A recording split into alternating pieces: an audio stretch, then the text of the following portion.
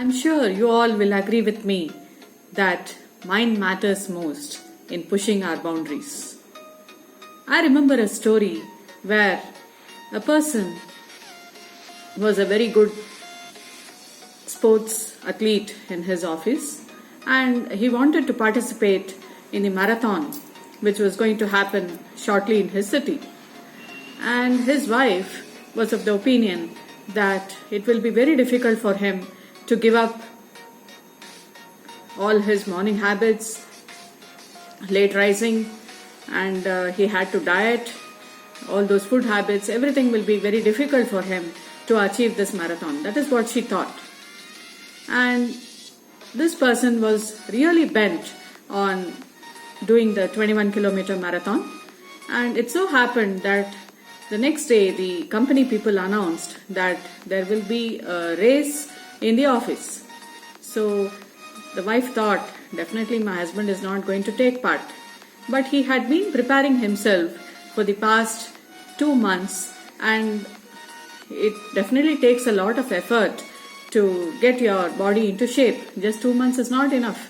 You need to continuously practice, follow a diet, get up early, go for walks, and all that.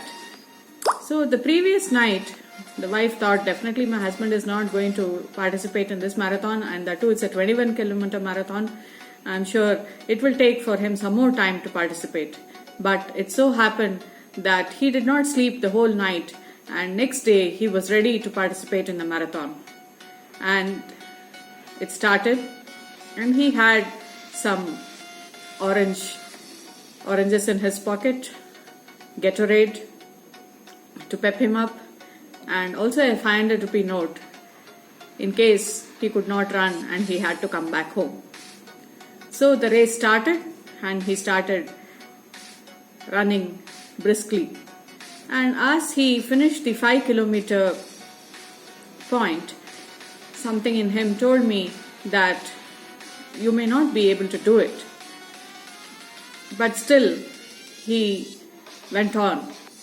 And as he was progressing, he noticed that the other racers were going past him, and he found that there was a tussle between his body and mind.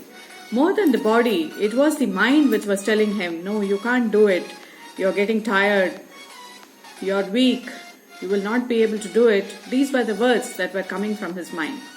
And then he thought, no, I should do it. It is the tussle between the body and mind which is preventing me from going ahead. Let me try, let me give my best shot. Saying, he started walking for some time and then going by sprints, and slowly he increased his speed. And after some time he noticed that his mind had become calm, and soon he could reach the 11-kilometer point, and he found that he had almost doubled his usual run, and he was very surprised. And then he said, if I can do this 11-kilometer, definitely I can run the 12-kilometer race too. Saying this, he went ahead, and that's it. We have to stretch our boundaries. If we say, no, I cannot speak English, it is very difficult for me, grammar is very difficult, I may make mistakes. These are the obstacles which your mind is telling you to go ahead, not to go ahead. So what should you do? Here are 2 tips for you. So create a story bank. Every day in our life we have a lot of incidents which are happening. So create that into a story and start telling it to your friends when you speak to them.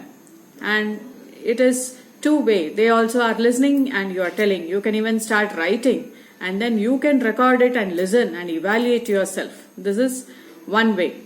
And the second tip is role play conversation.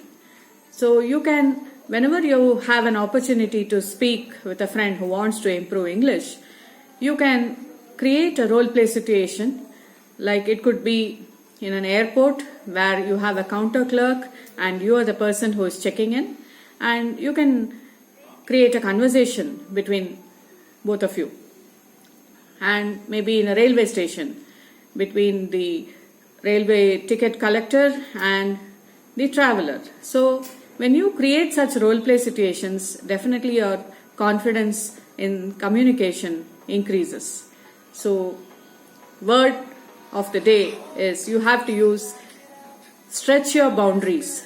Use stretch, boundaries, and miracle. When you stretch your boundaries, definitely the miracle starts happening. All the best, friends.